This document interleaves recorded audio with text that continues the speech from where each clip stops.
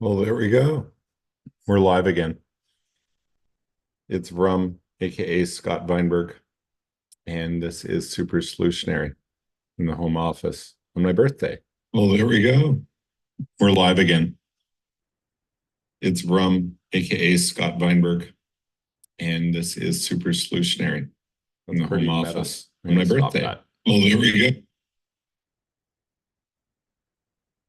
Just a test of the emergency broadcast system. This is just a test. Yeah, I'm just birthday reflections on the Wisaya. I'm going for the spiritual angle on this. Um, God, that, there's something that happens when you feel you're alone in something and your best intentions and vision collapse in a sense of insufficiency anxiety that, I don't have the measure, the experience as an executive or a media creator or a tech entrepreneur to move into a new field. Collective intelligence applied through technology around the theme of community engagement as a way to spark more people in their existing communities of shared purpose, affinity, or place to get more activated, to help their community leaders, the people who bring communities together, to have better tools, to engage their communities, to find out what really matters to people within the communities, and where there's correspondence within the community to give them better tools to be able to do their thing, to rally around whatever the purpose is that they decide together. And then if not within their communities, to make it easier for people to find their mission mates, their shared purpose people across communities, so that you don't have to be stuck necessarily in just one community that doesn't have other people who share your passions, that you should be able to find your people in other places. Anyway, so the big vision for Super Solutionary is focusing on that, is focusing on communities and empowering communities to get more of what they need to support and help each other to have more success, time, bandwidth, joy, fun, and through that, to invite the community members to consider expanding their purpose, to address what concerns me greatly, and many of us, and then many of us who just have to shut this off around the meta crisis, the big issues that we face, from climate change to the reversals of functional democracy, to the rise of authoritarianism, to the exponential changes and acceleration from technology, including AI, that from all previous patterns suggest that the wealth and power from AI is going to be captured by the existing companies, wealthy individuals, powerful institutions that already have the capacity to hire the best and the brightest. And so they bring in the best and the brightest people to use AI now, which is an accelerating technology, to capture more wealth and power. And I don't, for better or worse, 99% of companies have one single prerogative, which is to make profits and to sell more and make more profits, and or to defend their position against competitors or to dominate an industry. Very few companies formally have a purpose as a measurable, incentivized goal other than making money and selling more stuff. And nominally satisfying their customers is a big part of that, but it's satisfying the existing status quo economy and its functions, which are taking us straight towards a cliff of environmental and systemic collapse. Media is captured by the same powerful players who have the concentration of wealth to own all the media or to dominate its advertising channels, its paid channels. And likewise, government is captured, that the big money, all this corporate wealth, all this media, all the political stakeholders have enough money to be able to influence and contribute to politicians and campaigns. So politics and government is captured by the same wealth. And philanthropy, of course, is dominated by the same wealth. So we have a very small group of people making decisions about what to do in our society, and most of those decisions informed by people with a strong bias to fulfill their corporate mandate to make more money, or their wealth management people who have the same mandate to make sure that their clients are making more money. And then there's a few environmental, social, and governance investors.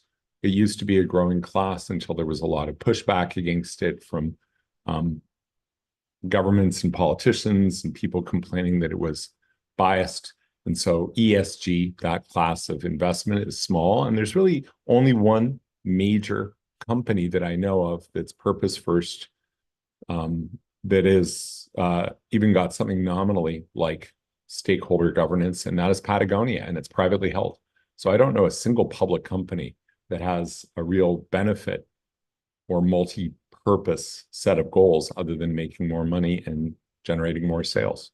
So as Daniel Schmachtenberger, a really articulate thought leader in, setting up a flare, an emergency signal to the world, articulates so well in a talk that he has in Sweden, that he made in Sweden, where he was just saying, like, this is utterly urgent, and we need to find another way of getting common interest and common voices, shared interest into the dialogue and with impact on the economy. Because if it's just a bunch of people screaming about what they care about, but there's nothing that registers at the voting booth, there's nothing that pushes back in media and says something different, there's nothing that starts an economic engine that brings more money towards purpose to make our economic systems work better, to enable people to be more empowered to participate. So rather than looking for government to solve this, or for us to rally an absolutely disorganized movement of movements, we're saying let's actually just empower communities to start to practice collaborative and community intelligence within their communities. So people get used to doing deliberation, used to resolving different priorities within a community, like,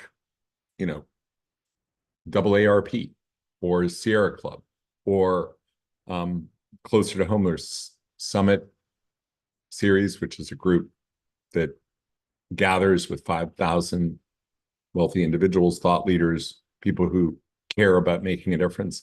There's lots of community groups, and those community groups are rarely engaged in dialogue. They share different interests, even around their shared purpose, different ideas of what to do with their time, how to bring people together, how to organize, how to focus on impact, or on making their community more functional for the satisfaction of their members. So even within communities, even within families, there's disagreement about how to spend time, what to do on the holidays.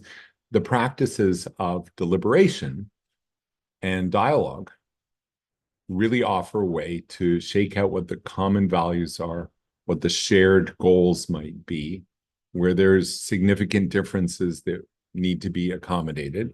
And then you go through a deliberative process, researching other examples of how to solve the problem that one has, or how to divide resources or allocate resources, or how to choose something that most people agree on, and then how to develop that idea into a functional solution together.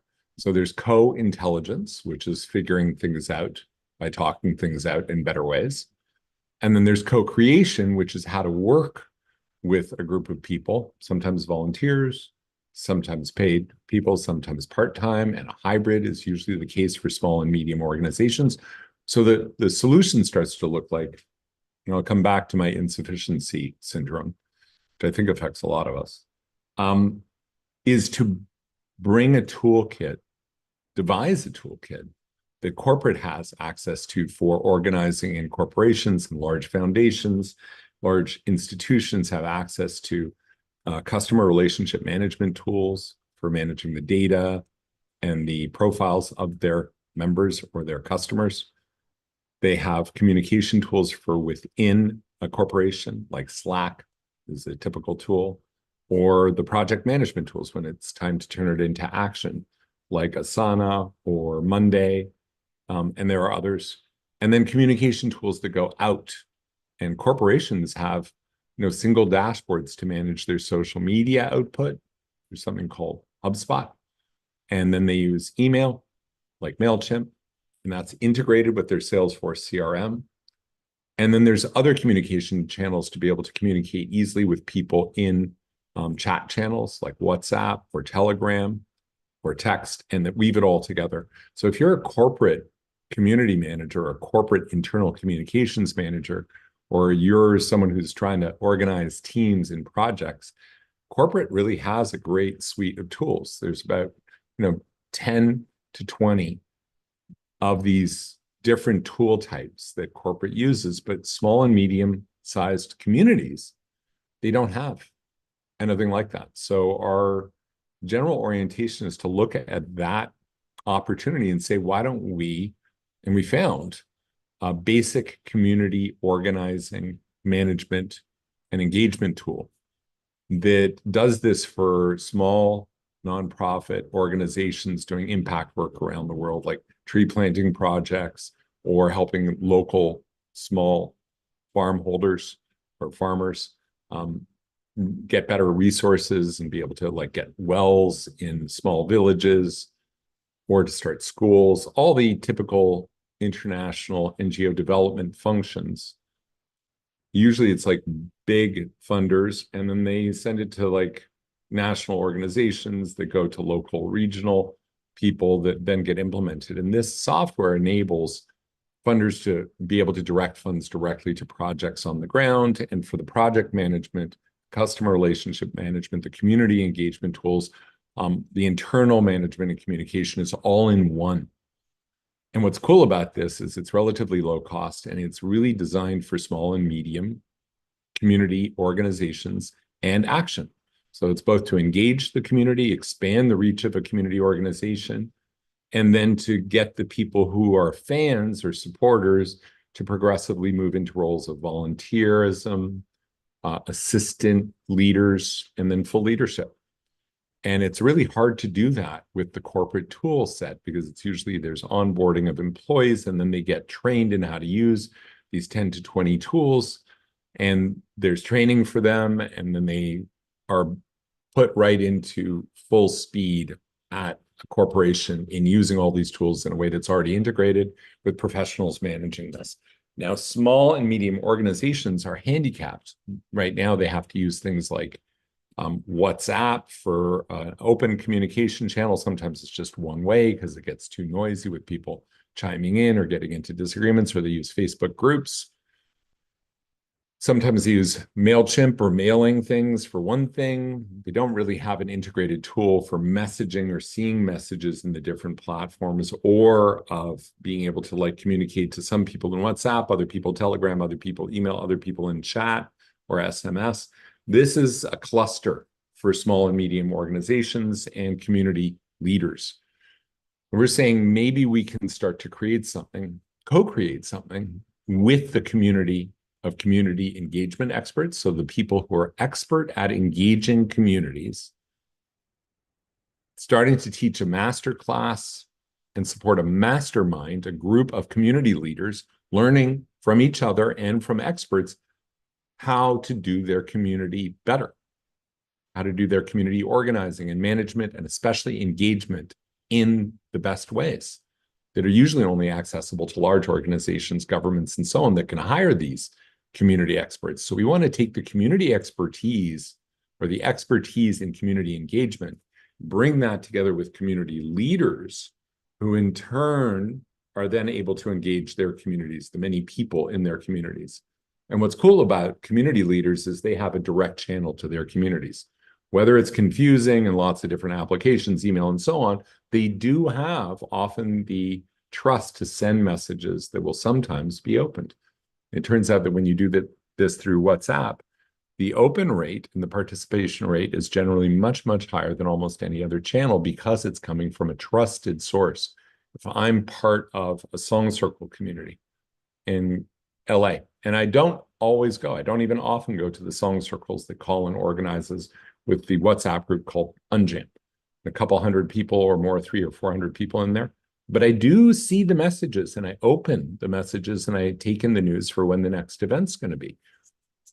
So imagining if Colin, and I've been speaking to Colin and we've been talking to other community leaders, some are like social clubs, some are entrepreneurship clubs, some of them are impact-oriented change-making groups. And we say, hey, would you like to find out how to cultivate more leadership, how to better express what the purpose is of your community, maybe nurture some fresh ideas from your community, make the purpose more relatable, and cultivate more leaders, cultivate more volunteers to help, and maybe even generate more funding and more support, whether on a donation basis or a subscription basis. When people are more engaged, when people understand and have their voices heard within a community, they tend to be more involved. And it's risky for many leaders to think of opening up that can of worms of public participation, public voice. But this is where community engagement experts and these people often overlap with dialogue, deliberation, conflict resolution skills, that the community engagement experts know how to set up the conditions for people to be heard and to patiently listen to each other, and then processes to find shared goals, shared values, shared best ideas, and then how to rally people to organize around them. We want to take that community engagement expertise and with community leaders, find out which the most important things are that community leaders need that could help them, save them time, make their work easier, more powerful, more effective in their engagement. And then find out from their communities what's working for the community members and what the community leaders try. Because different communities will need different tools, different resources, different discovery at different stages, depending on what their priorities are, the familiarity of the community and its leadership with these kinds of processes, and a progressive approach to opening the community up to more participation. So we take that as a kind of analog experience, as a course that community engagement experts would be teaching modules in a mastermind, showcasing case studies of community leaders and communities using different tools at different stages, bringing together community leaders who are barely in community themselves to participate and learn from each other what's working, what isn't, mentor each other, but also to feed back, hey, this is what we need, and this is what would be great to be automated, and that's what Super Solutionary would go and build. And that we could then also reach out to the community leaders' own community and say, we tried this tool, we did this exercise. Would it be valuable enough to our community to do this how many times a year? Once, 10 times monthly? To have better organizing tools for their events, better online tools to find out what they want, what they care about, for tools for the community members to meet independently and to develop projects and to do things independently that still correspond to the community purpose, but give more reasons for people to connect and know each other and to connect more deeply, understand each other. It turns out that in all the studies around what works for movement building or for communities of strength and resilience, when things go bad or when a challenge is big, it's always much more powerful when the community is already connected, when there's deeper ties, when there's deeper understanding and connections between the members of the community. So, big picture, what we're trying to do is, build a movement of community engagement experts and a community of them, a community of community leaders, and then engage a big beta testing and development group with them to figure out what the tools are that we could build, that we could integrate AI to support in the most humane and helpful and beneficial ways. How can we use AI and technology to simplify what corporate has, to mirror what corporate has, but to make it really accessible so that it's just like, what do you guys care about today? Wow, we found correspondence that this community wants to have more supper club dinners organized by the members around different themes related to this community. The Grateful Giraffes is one in LA. It's generally about health and wellness. Well, there's different modes of health and wellness. There's different practitioners, different technologies, and each of them could start to find each other within the community of hundreds to say, where are the rest of my peers in doing, you know, mental well-being, tech and practices? That's sound bath, could be binaural technologies, could be breath work, could be a lot of different things, meditation, yoga. All those things could be a little group within Grateful Giraffes that focuses on creating formats and events that yield better results than what they were doing before. And then bringing that into the Grateful Giraffes community as an offering that benefits the practitioners to find more clients, to appreciate specifically what they have to offer, but then also creates more value for the whole community to have better formatted events, resources, and understanding between the community members that share purpose, those practitioners, and that it in turn builds more resilience and strength, trust, and value for the community itself, which should satisfy the community leaders. So we want to try to automate as much as we can to make it easy, make it intelligent, make it easy for community intelligence to shake out, and then make it easier for the community members to find each other and to match with the services, events, and things that they care about. So this is a big project, right? And I'm not really a master executive from the organizing point of view. So, sometimes it gets really expansive for what this could do. This could be a scalable set of tools and practices and information that could go to, there are literally 1 billion group channels on WhatsApp alone. There are probably hundreds of millions of Facebook groups. Besides those, and representing, or what they represent, is a lot of other organizations. There's maybe millions of meetup groups. There are fan groups for influencers and podcasters that usually it's a one-way channel, but this toolkit would enable those communities to become more animated, participatory, and engaged.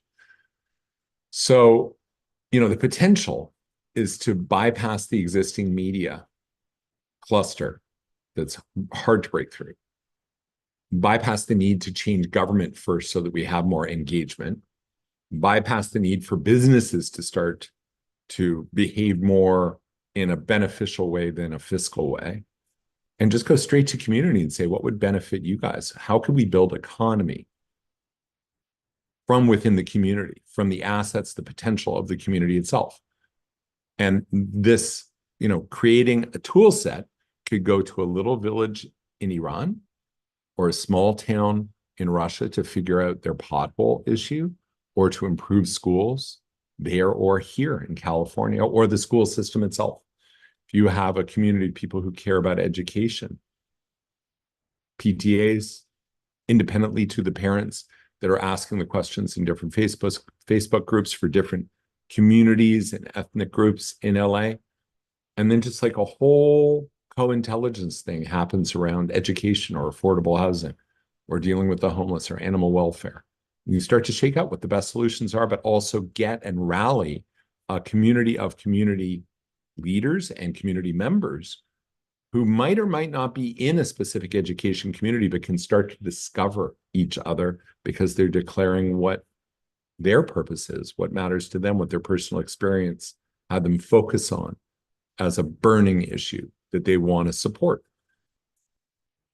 So it's exciting on the one hand, the potential to find a point of access, communities and community leaders, to have this resource that we could bring together that is scarcely brought together, of community engagement experts, of community organizing, management experts. For corporate, that exists, but for small and medium-sized communities and small businesses, that really doesn't exist. For small influencers and creators, that doesn't exist. And so if we can create this powerful toolkit at this time and put that tool and the entity that generates it into a cooperative form so that it's co-owned, co-governed, we're creating the potential to create an enterprise that does its business in a different way, that has the purpose of empowering communities, of empowering individual and communal voice, to be more intelligent, to be more all-win, to find agreement, to employ best practices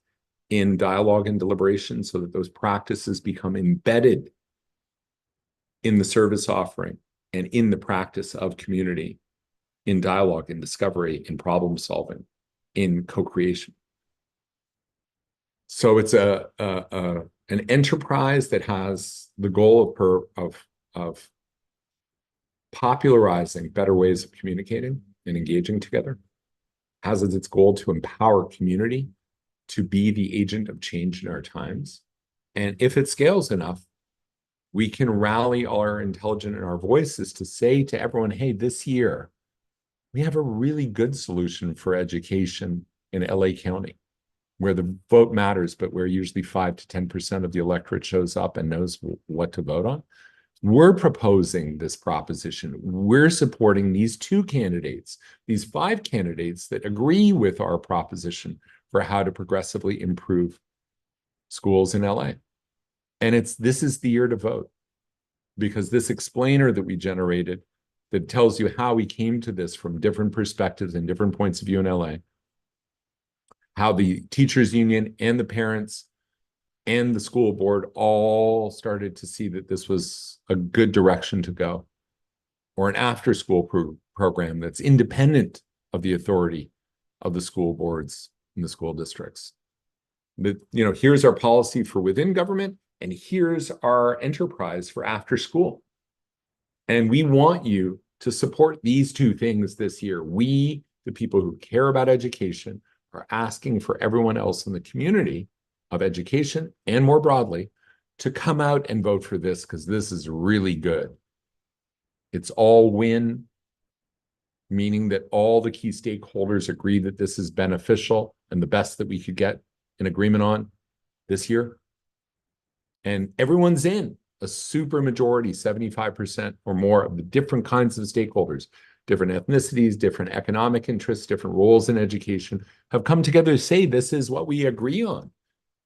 And you can hear the different ambassadors that represent your voice and your kind of stakeholder group in your community within this education community to hear why they onboarded on this, why they made compromises of this and that for the stuff that we agreed on, if they needed to make compromises at all.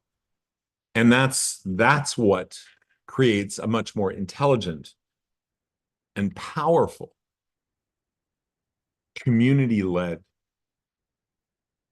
revolution in policy or in investing in an after-school education solution enterprise,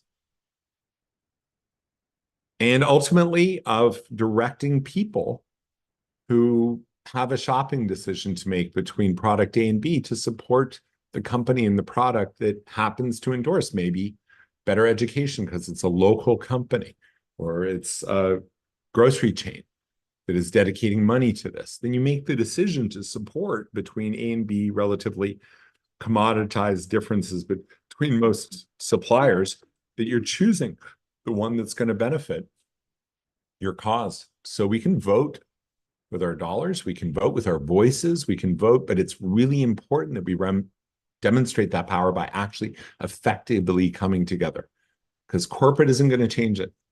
The financial guys aren't going to change it. The executives aren't going to change it. Everyone is beholden to making more money. That's the prerogative. That's the incentive structure. But we can set up a different kind of incentive structure as community, that it's worth it for corporate then, for the marketers, for the product designers, for the policymakers, for the government representatives and the politicians competing for our votes, that if we rally with clarity in the way that we are a shopping union, we are a union of voters for better solutions, for better policy, for products, and for better use of the profits from the products and services that we buy, then we can redirect and lead through community, steering the ship away from the cliff and towards more resilience. Even if things melt down, we'll be in better correspondence and communication. towards a better future if there are no reversals, and we can plant the trees and build more affordable housing and generate better education and do it nimbly and progressively and steer away from climate change, we can drive to a better future with maybe very few bumps if we do this speedily. So that's what Super Solutionary is about. That's what animates me. And that's what takes me down at night when I have doubts about my own capacities. And when I feel alone, I realized today when I was describing it to my friend Tim, I was like, I have this insufficiency syndrome. It's not imposter syndrome. And I am who I am. I'm mostly good with that, but I am not enough to do this. And when I feel like I'm doing it alone, it's like a heart cell or a nervous system cell that's just sitting outside your heart or your nervous system. It's like, well, I'm alive, but I feel useless and I can't pump the blood. I can't send the intelligent signal to my brain. I don't need to do this alone. That's what really gives me peace. And it corresponds to the general theory of change, the modus operandus of this whole thing. It's about doing it together. And really, for me, more than anything, one of the big learnings of my year and really landed recently was to really get, the right people on your team, in your group. Everyone has different skills, but then to figure out which are the best projects for each of those people to apply their skills to, and then really support them in a positive way, as a mentor, as an investor, as a backer, as a sounding board, and mostly as a cheerleader. It's really where I want to move to this year, is to be more of a cheerleader. I am a community leader. It's an enterprise community. It's a community within an enterprise. We all care. We're the community of making the most impactful, super solutionary change, which is to empower community. And so I need to model being a functional, inspiring, effective community leader.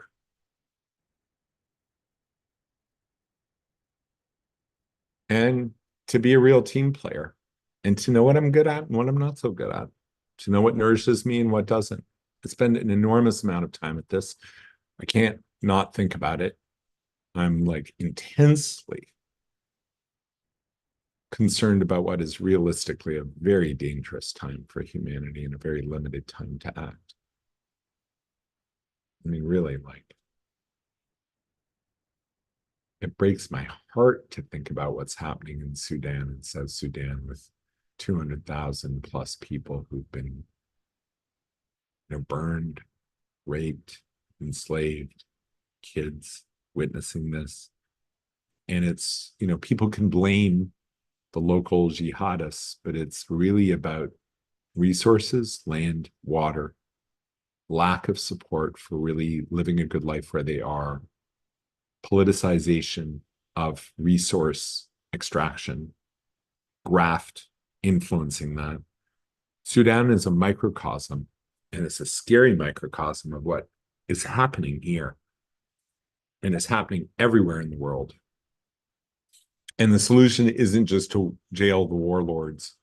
The solution is to really bring resilience to communities, to be intelligent, to make wiser choices, to have more strength, to keep the graft and the influence of extractive capital out, to take ownership of their own resources, to be stronger at the negotiating table, to build more capacity within their communities, to direct and steer the ship in their own places. And they definitely don't have the corporate toolkit. But people can take this up really easily. Basic deliberation happens around a supper and gathering people together with mama's community food and just talking things out, finding out what matters the most, and then finding the best practices to implement what is best for your community at whatever stage it's at based on models elsewhere, and to pour in your improvements into that system so that other communities don't have to work out the kinks to template and repeat what's already been done. So we want to create an infrastructure and a system to do that. I think it can change the world. I think it will spread like wildfire. And I would love your help in any way. Just staying in the loop. Get on our list, supersolutionary.com. Staying in the loop, getting more engaged, hosting a supper, learning how to do this.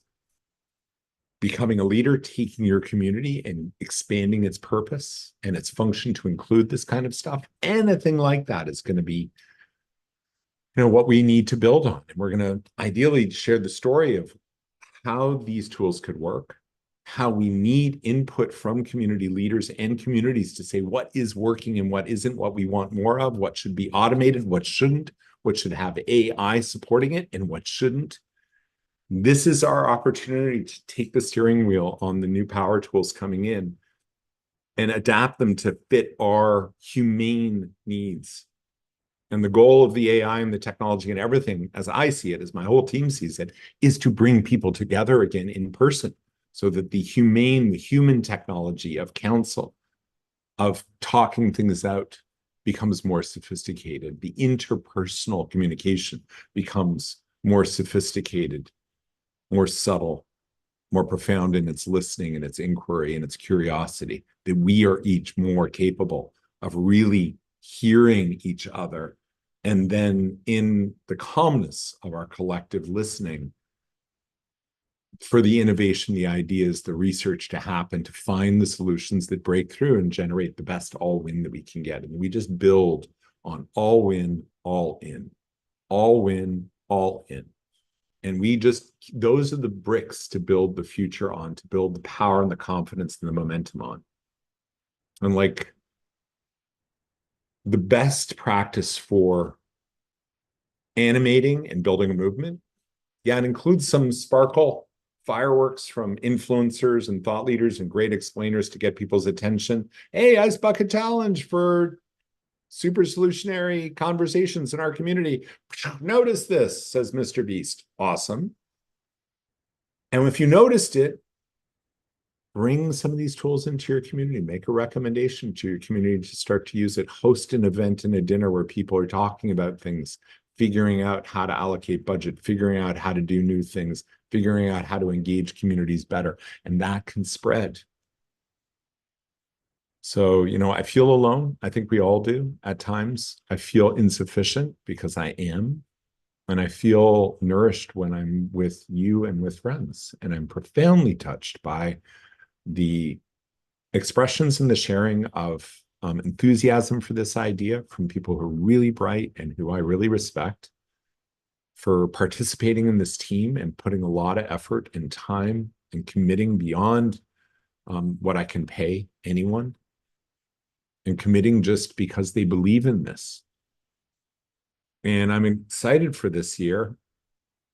And so, yeah, I guess that's my love letter for today. My heartfelt share about what we're doing and where I'm going, how it feels. So, diary entry 2 for the evolution and the clarification of what is a movement of movements to revolutionize communication and community engagement and turn communities, all sorts of communities, into powerful agents of change in our society, focused on the local, focused on the immediate, focused on shared affinity and place and purpose. We got this. We can do this. This is the year. It might take a beat, or it could go really, really fast. Love you all.